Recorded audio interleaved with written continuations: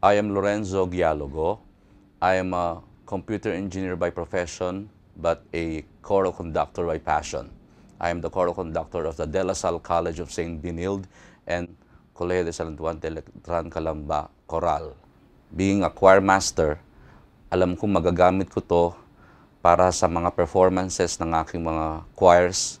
Tapos magagamit ko rin to sa aking pagiging musical arranger na ginagawa ko rin for CCP and other institutions. Especially when I learned about audio engineering stuffs like limiter, compressor. Marami akong kaalaman noon, akala ko tama kasi yun ang finifeed sa akin ng mga most sound engineers during our performance. Yung pala, hindi. Talagang complete 180 degrees ang kaalaman ko na na-realize ko ngayon na ito pala yun. Yung black dati na alam ko, white pala ngayon. Right now, talagang confident ako na pwede akong makipag-usap sa mga sound engineers para makita ko, ma-maximize ko yung sound quality na gusto ko lumabas sa bawat choirs na hinahandle ko. After the first day pa lang ng workshop, kinabukasan nung Sunday, meron kaming performance sa Cultural Center of the Philippines.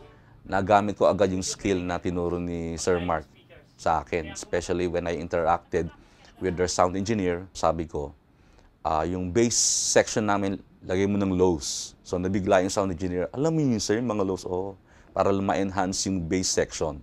Tapos yung mga sopranos na nasa left side, taasan mo yung mga mid, high, and high. So natuwa yung sound engineer. After that, we became friends. Tapos talagang nag-perform kami 2 days after uli doon. Alam na niya yung gusto kong timpla. This is a one-of-a-kind training na nakita ko.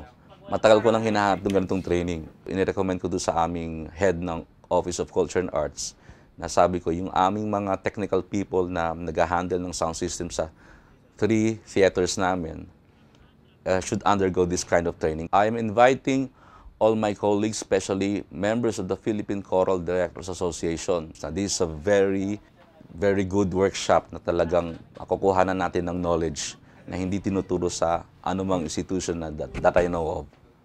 So, start enrolling now.